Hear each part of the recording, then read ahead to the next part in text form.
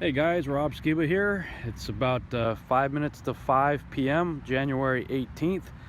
I am shooting a video of my shadow as it is being cast by the sun setting behind me. Now today's one of those days where the moon is up at the same time as the sun. I want to point something out to you.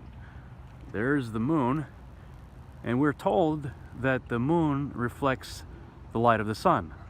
Well, if that's the case, I'm going to angle my iPhone here to the direction of the shadow. Okay, so the shadow is perpendicular to the angle that my phone is right now.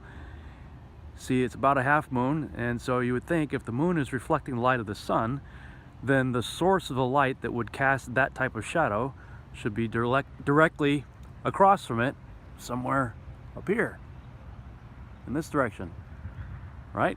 Directly parallel to the light source. Should be right across from it, right? But it's not. The sun's way down here. So how is the sun way down here getting that angle of a shadow on the moon?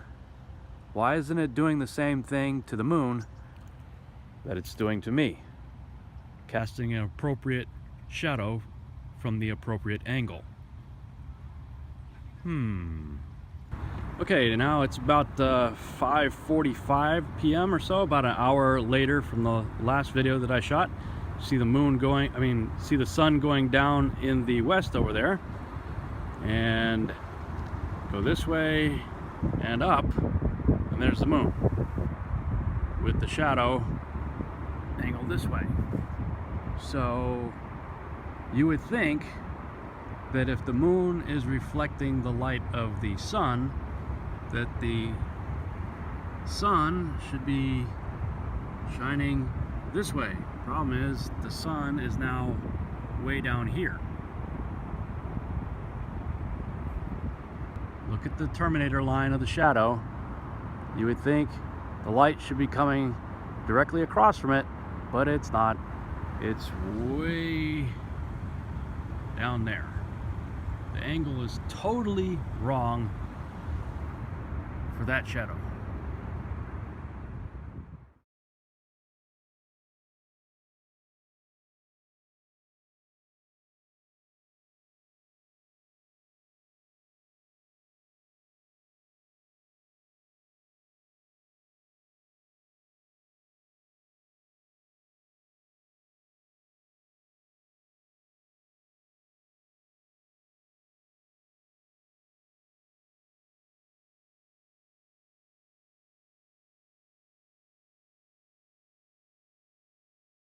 Hello, my name is Jerry Rogers, and I'm a little podunk town south of here or north of here called Shallowater, and we're going to do a moonlight test. And the moonlight currently in the shade, I'm going to get a recording of somewhere around 40 degrees.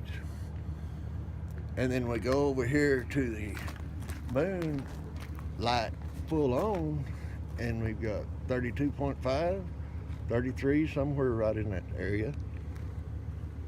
And you can go right back over here around to 40. Now, would that be because we're looking at incandescent light coming down right here, or could If you want to go over there, I don't care. So it's the same either way. It's either way. Apparently the moon don't seem to matter.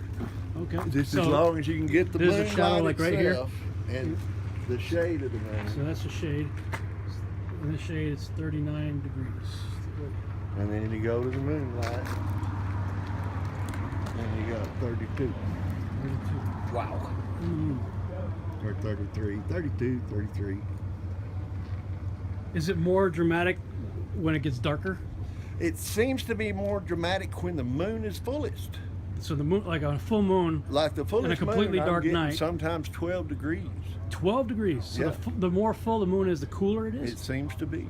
It's a half moon right now. Don't ask me why, because I don't know. But I know it works every time I've tried it, everywhere I've tried it.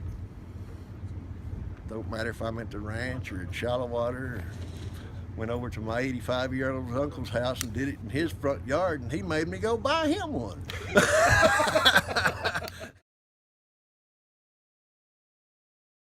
Okay, so it's a nice sunny day here in Dallas, Texas. It's about 3 o'clock in the afternoon. A couple days ago I got this pretty cool gizmo in the mail. I ordered this Centec infrared thermometer. Basically you just pull the trigger and point it at something and it will tell you the temperature in Celsius and Fahrenheit. So I'm going to go ahead and turn this on, switch it from Celsius to Fahrenheit, pull the trigger and test the sunlight in the parking lot here. And it looks like it's 48.5. So now that's in direct sunlight. I'm going to go over here to the shadow of this bush and try it again.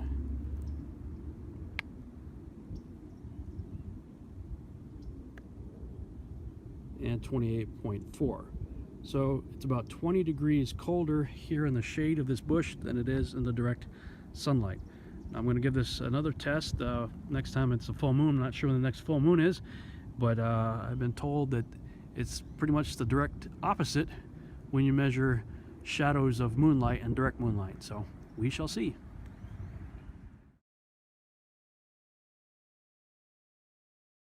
He gives, at least in his time, documented, annotated, footnoted accounts of people seeing the blood red moon lunar eclipse taking place while the sun was still up. Well, I mean, the model that we're all told is the only way that works is if the Earth is here and the sun is here and the moon is here in the cone-shaped, umbra shadow of the Earth. That's the only way you get the blood moon, is over here.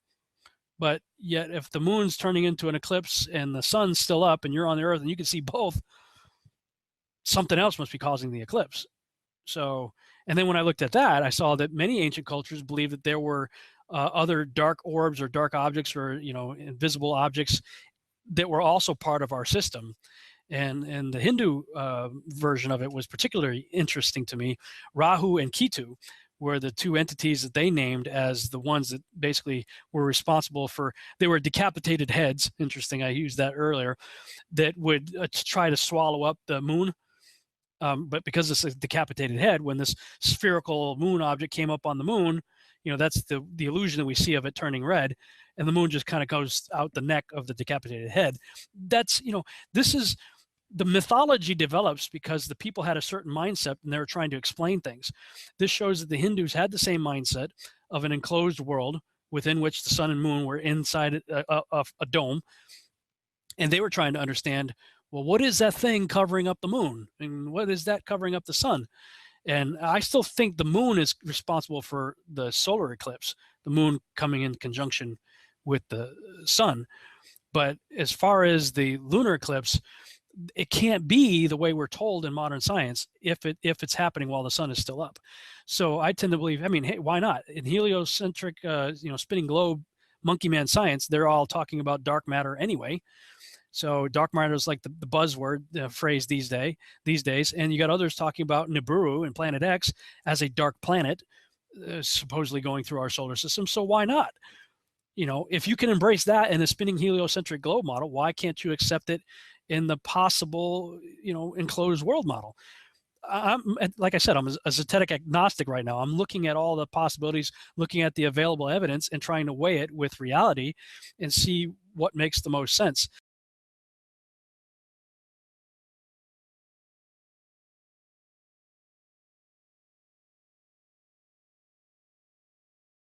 Today is Monday, September 28th, about 7:15, and you can see that's about the time the sun sets around here, about 7:15 or so.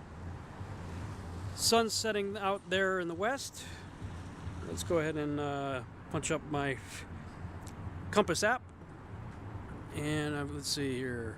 There's the sun going down in the west. The moon came up in the east, just up above that little covered stairwell over there, and it was right about there at roughly 9:11 p.m. Central Standard Time. And the direction we are looking there is about 100 degrees or so. Let's see. Yeah, about 100 degrees east. It's where the moon popped up.